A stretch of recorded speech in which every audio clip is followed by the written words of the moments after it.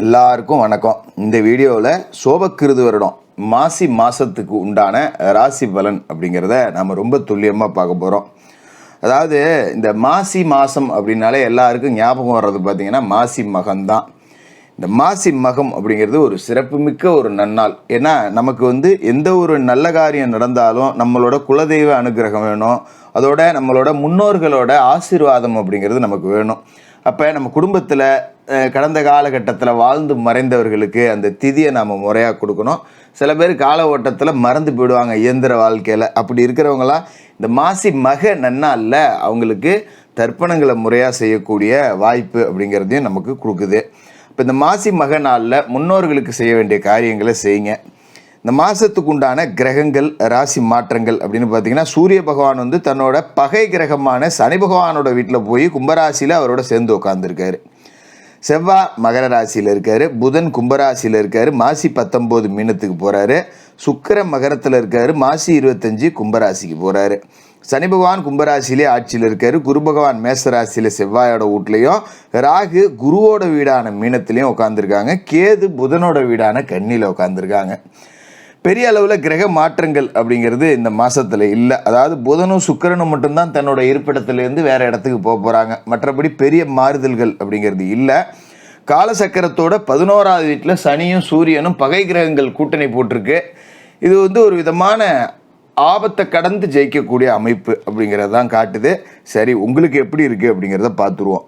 ரிஷபராசி நேயர்களே, உங்களுக்கு இந்த மாசி மாதம் எப்படி இருக்குது அப்படின்னு பார்த்தோன்னா, பொதுவாகவே ரிஷபராசிக்காரர்கள் இந்த மாசி மாதத்தை ஒரு விதமான மன அழுத்தத்தோடு தான் தொடங்குவீங்க. என்னடா இது, இந்த மாதம் தொடங்கும் போதே இப்படி இருக்கு, என்னடா பண்ண போகிறோன்னு தெரில, என்ன பண்ணுறதுன்னு தெரில, இந்த செலவு இப்படி கிடக்கு, அந்த செலவு அப்படி கிடக்கு அப்படின்னு ஒரு விதமான சலிப்பு இருந்துக்கிட்டே இருக்கும். என்ன பண்ண போகிறோன்னே தெரியலையே அப்படிங்கிற மாதிரி இந்த மாதத்தை தொடங்குவீங்க. ஆனால் மாதம் நகர நகர நகர பார்த்தீங்கன்னா, நாம் எதிர்பார்த்த மாதிரிலாம் ஒன்றும் இல்லை, எல்லாம் நல்லபடியாக தான்ப்பா நடக்குது அப்படிங்கிற அளவுக்கு உங்களுக்கு நிறைய நன்மைகள் அப்படிங்கிறதும் கிடைக்கும். மாத தொடக்கத்தில் ராசிக்கு அதிபதியான சுக்கிர பகவான் மகர ராசியில் சனி பகவானோட வீட்டில் இருக்கார். அதாவது சுக்கிர பகவானும் சனி பகவானும் பார்த்திங்கன்னா நெருங்கிய நட்பு கிரகங்கள். அவரோட வீட்டில் போய் இவர் உட்காந்துருக்காரு அப்படிங்கும்போது நல்ல பலன்கள் அப்படிங்கிறத கொடுப்பாரு. அதாவது ராசிக்கு 9வது வீடு பாக்கியஸ்தானத்தில் போய் அவர் உட்காந்துருக்காரு அப்படிங்கும்போது அப்பா அம்மாவுக்குள்ளே இருந்த பிரச்சனை இப்போ நல்லபடியாக தீரும். தந்தை மகன்களுக்குள்ள பிரச்சனை, ஒருத்தருக்கு ஒருத்தர் கொடுத்து உதவலை, அப்பா கஷ்டப்படுறேன், புள்ள 10 ரூபா சம்பாதிக்கிறான், ஒன்றும் தரமாட்டேன் அப்படின்னு நினைக்கிறவங்க, அப்பா நல்லா இருக்காரு நமக்கு 10 ரூபா தரமாட்டேங்கிறாரு அப்படின்னு நினச்ச பிள்ளைங்க, இது எல்லாமே இப்போ எல்லாம் ஒன்று கூட போகுது. சரிப்போ ஏதோ நம்ம பிள்ளை கஷ்டப்படுறான்னு 10 ரூபா தகப்பமாக பிரித்து கொடுப்பாங்க, அப்பா கஷ்டப்படுறாரு நம்ம தான் 10 ரூபா செய்யணும் அப்படின்னு பிள்ளைங்க பிரித்து கொடுக்கறது, இது எல்லாமே நடக்கும். அதோட பார்த்தீங்கன்னா தொடர்ச்சியாக மருத்துவ செலவு பண்ணிக்கிட்டே இருந்திருப்பீங்க. அப்பாவுக்கு அடிக்கடி உடம்பு சரியில்லை, இந்த ஆள் வயசான காலத்தில் ஒரு இடத்துல உட்கார மாட்டேங்கிறாரு, அங்கேயும் இங்கேயும் போயிட்டு எங்கனாவது கீழே விழுந்துவிட்டேன் ஏஞ்சிவிட்டேன்னு ஓடியாராரு, சொன்னால் கேட்க மாட்டேங்கிறாரு, வேலைக்கு போகாமல் வீட்டில் உட்காருன்னா கேட்க மாட்டேங்கிறாரு, இந்த மாதிரி ஏகப்பட்ட பிரச்சனை இருந்திருக்கும். அது எல்லாமே இப்போ சரியாயிடும். ஒரு அன்னோன்யம் அப்படிங்கிறது தந்தை மகனுக்குள்ளே உண்டாயிடும். அப்படிங்கிறதால ரொம்ப அற்புதமான நேரம். அதோட பார்த்தீங்கன்னா 25ஆம் தேதி இந்த மாசி மாதம் 25ஆம் தேதி கும்பராசிக்கு போகிறாரு. ராசிக்கு 10வது வீட்டுக்கு சுக்கிர பகவான் போகிறாரு. தொழில்ஸ்தானம் அப்படிங்கிறது வலுவடையும். அதாவது இந்த மாதம் 25 தேதிக்கு முன்னே பார்த்தீங்கன்னா தொழில் அப்படியே லேசாக உட்கார்ற மாதிரி தெரியும். என்னென்னா நம்மளால் கவனம் செலுத்த முடியாது, நமக்கு குடும்ப விஷயங்கள் நிறையா இருக்கும், தொழில் சாராத சொந்த பந்த விஷயங்கள் நல்லது கெட்டது நிறையா நடக்கும், ஓடுற மாதிரி இருக்கும், ஒடியாடுற மாதிரி இருக்கும். அதனால் பார்த்தீங்கன்னா ஒரு இடத்துல வேலை செய்கிறவங்களே இந்த மாதத்தில் 10 நாளைக்கு லீவு போடுற மாதிரி தான் இருக்கும். அப்போ 25 தேதிக்கு மேலே தான் நம்ம கவனம் செலுத்த ஆரம்பிப்போம். ஆகா, இங்கே போய் தொழிலை விட்டமேடா, வேலை செய்கிற இடத்துல கெட்ட பேர் ஆகிப்பிச்சே, சரி நம்ம பார்த்துருவோம் அப்படின்னு 25 தேதிக்கு மேலே தான் கொஞ்சம் கண்ணே முழிப்பீங்க.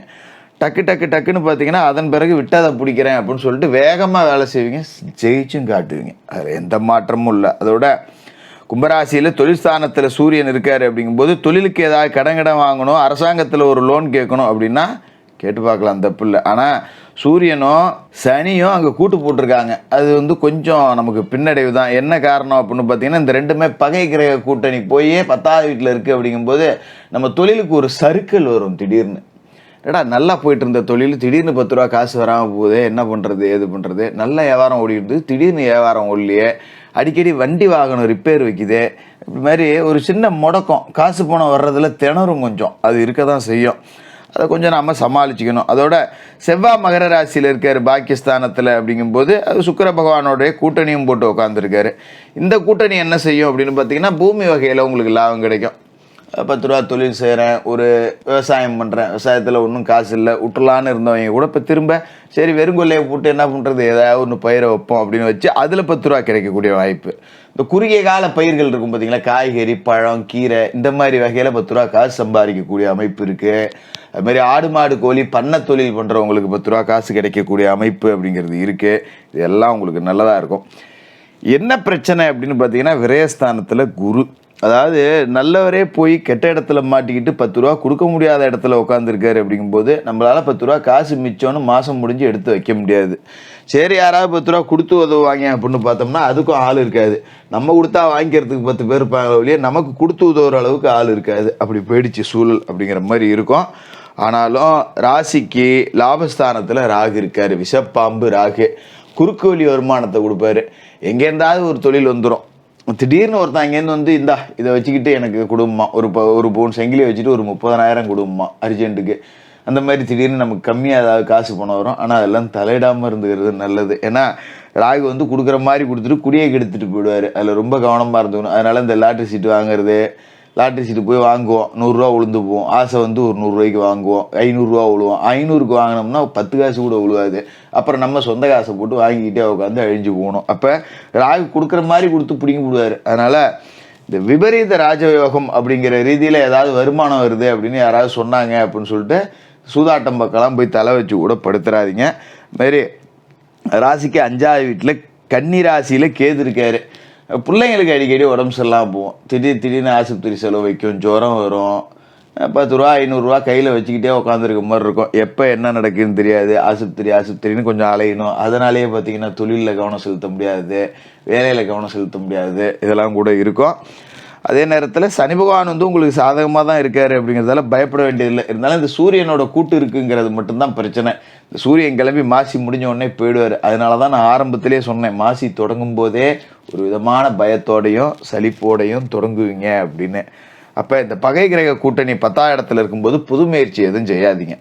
ஒரு தொழில் செய்கிறீங்களா, அந்த தொழிலை அப்படி அப்படியே செஞ்சுட்ருங்க. அதை விட்டுட்டு நான் 10 ரூபா எக்ஸ்ட்ரா முதலீடு போடுறேன், இல்லை புதுசாக ஏதாவது ஒன்று செஞ்சு பார்க்குறேன், எந்த முயற்சியும் செய்யாதீங்க. அப்படியே இருந்தாலும் கடன் வாங்கி செய்யாதீங்க. அதுமாரி ஒரு இடத்துல வேலை செய்கிறேன்னா வேலையை விட்டுட்டு வேறு கம்பெனிக்கு போகலாம், இந்த கம்பெனியில் ஒரு 10,000 தரேன் கூட தரேன்னு கூப்பிட்றான் அப்படிலாம் போகாதீங்க. இந்த மாதத்தில் போனீங்கன்னா இங்கே இருந்த இடமே எவ்வளோவா தேவலாண்டா அப்படிங்கிற மாதிரி பின்னாடி வருத்தப்படுற மாதிரி வரும். அதனால் செய்கிற வேலையை விட்டுட்டு வேறு வேலைக்கு போக வேண்டாம், செய்கிற தொழிலை விட்டுட்டு வேறு தொழில் செய்ய வேண்டாம், புதுசாக தொழில் செய்கிறேன்னு எந்த முயற்சியும் எடுக்க வேண்டாம். குறிப்பாக கடன் வாங்கக்கூடாது, யாருக்கும் ஜாமீன் சொல்லி கையெழுத்து போடக்கூடாது, ஜவாப்தாரி ஏற்றுக்கூடாது.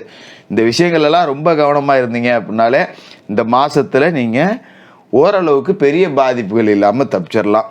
மற்றபடி இந்த சூரியன் சனி பகை கிரக கூட்டணி இருக்கு, விரயஸ்தானத்தில் குரு உட்கார்ந்துருக்காரு. இதுக்கு என்ன செய்யணும் அப்படின்னாக்க வியாழக்கிழமையில குரு பகவானுக்கு நெய் தீபம் ஏற்றணும். ஏலபால மாணவர்கள், பள்ளிக்கூட மாணவர்களுக்கு ஒரு நோட்டு புத்தகம் வாங்கி கொடுக்குறது, பேனா வாங்கி கொடுக்குறது, ஒரு பீஸு கட்டுறது, இந்த மாதிரி உங்களால் முடிஞ்ச உதவிகளை செஞ்சுக்கிட்டு வாங்க. அதுமாரி உங்களோட ராசிக்கு 5ஆவது வீட்டில் கேது இருக்காரு அப்படிங்கிறதால செவ்வாய்க்கிழமை ராகுகால நேரத்தில் துர்க்கையம்மனுக்கு தீபம் ஏற்றுங்க, யமகண்ட நேரத்தில் யம தீபம் ஏற்றுங்க. அதாவது சாலையோரத்தில் வசிக்கக்கூடியவர்களுக்கு உங்களால் முடிஞ்ச உதவிகள் அப்படிங்கிறதையும் செஞ்சுக்கிட்டு வாங்க. மற்றபடி இந்த மாசி மாதம் வரக்கூடிய மக தினத்தன்னைக்கு, மக நட்சத்திரம் வர்ற அன்னைக்கு முன்னோர்களுக்கு செய்ய வேண்டிய தர்ப்பணங்களை முறையாக செய்யுங்க. குலதெய்வ பிரார்த்தனையை மாசி மகத்தன்னைக்கு செய்யுங்க. இதை செஞ்சிட்டாலே பெரிய பாதிப்புகள் இல்லாமல் தப்பி ஒரு சராசரியான வாழ்க்கையை கொடுக்கக்கூடிய மாதமாக இந்த மாசி மாதம் இருக்கும். ரிஷபராசிக்காரர்களுக்கு வாழ்த்துக்கள்.